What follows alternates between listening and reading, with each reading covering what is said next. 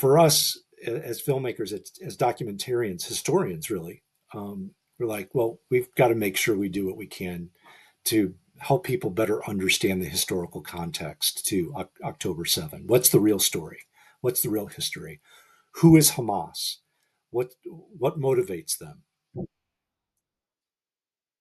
Yeah. So Hamas had to be explained, and we also had to give the history of Gaza, especially the disengagement in 2005, because a lot of the statements that were being made is that uh, Gaza was under this brutal occupation, and that the Palestinians were just doing what any normal human would do, and just resist oppression, and that's why October 7th happened. But completely misses and disregards the fact that Israel withdrew from Gaza, completely withdrew from Gaza. Military, every about 9,000 Israeli civilians were pulled out.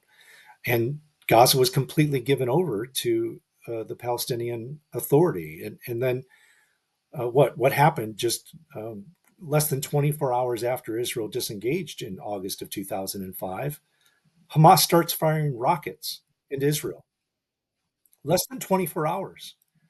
Over the next few months, they continued to do so. There was, I think, there was one or two Israelis who were killed by the end of that year, and then in the beginning of 2006, you have legislative elections in the Palestinian Authority, and who do the people vote into power? They vote Hamas into power. These are the very people that you knew were already firing rockets into Israel. These are the people who were responsible for several of the terrorist attacks that happened in the early 2000s during the Second Intifada.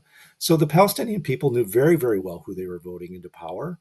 They knew very well what Hamas's charter was, which is, in a nutshell, to eradicate Israel and to replace it with an Islamic State.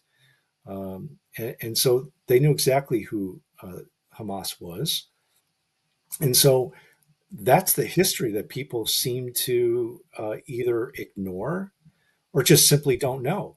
And so we wanted to make sure that in the October 7 film, which is pretty, I would say it's the one unique thing about our October 7 film versus some of the others to do is we to cover the history, give the historical context before the events of October 7.